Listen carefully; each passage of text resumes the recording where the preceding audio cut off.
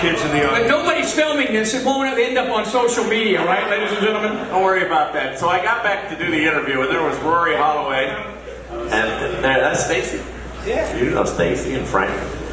Anyway, I got back to do the interview, and Rory and John were standing there. Then you had all the guards.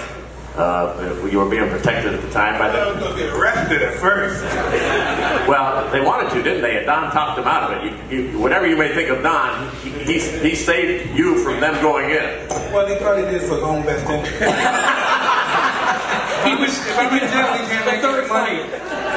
Well, that's true. So anyway, they warded all of that off, and then you had some of the Nation of Islam was protecting you. Some of those guys were standing outside. They were? All the bow ties and everything. Shit, they should have protected me when I was in the ring. That was the wrong time to protect me. They should have protected me when I was fighting with the cops and they were pulling out the billy gun. Why didn't they come protect me then? That's between you and them. Did you pay them? No. Maybe that's why. I didn't know they were there. Maybe they weren't. Anyway, so Don tried to sneak in behind me. And perhaps one of the best moves that I've ever had on television was I stopped Don and I said, Don, all those people have paid. And we were live on the air. And fortunately, they were live. The program was with me at that moment. I said, Don, all these people who paid $60 want an explanation. What are you going to do in the next 10 minutes before we go off the air to make sure that Mike Tyson comes back out and addresses what's just gone on? So right there, Don, you could see the cash register in there. I need an explanation, or are all these people going to want refunds come Monday morning? So he brought Mike out. I bet he came up with a good one. He brought me out, huh? He brought you out? Yeah, I bet.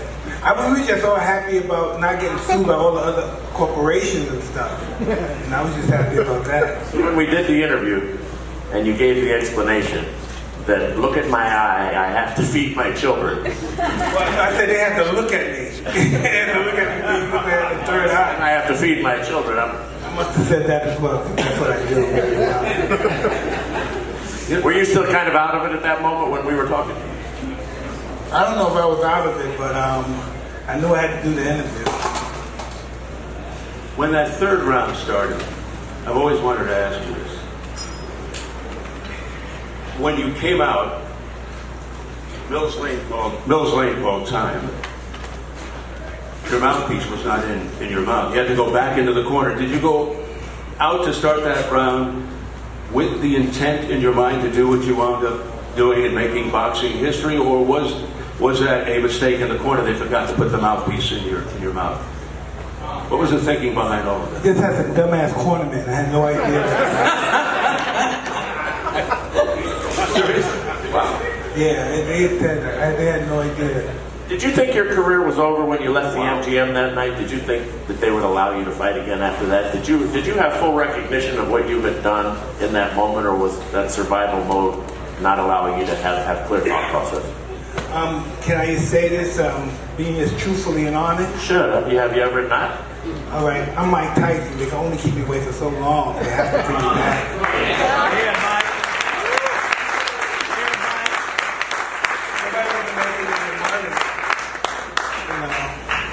Which raises an interesting question. Did you think that you were above the rules of the sport, and did you think also that you were being used by the sport? So was it a double-edged sword here? A double-edged sword. I believe I took advantage of it too. You know what I mean? I got my sensation out of it. They got their sensation out of it. It was a fair deal. Y'all folks need to recognize something right here. A lot of this hasn't been said before, and I've been the beneficiary of standing next to Mike Tyson at his greatest moments and at his worst moments. And every one of these moments has given us a terrific insight into the history, not only of what he has done in the ring, but all of boxing. So I've been the beneficiary. And Steve, I don't want to speak for him, has been the beneficiary. We have been able to chronicle and in a small degree be able to document what has gone on of people's lives like Mike Tyson, and there hasn't been another life like Mike Tyson.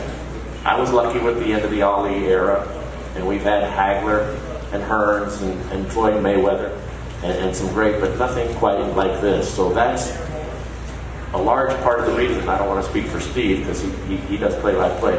A large part of the reason why I'm having this weekend.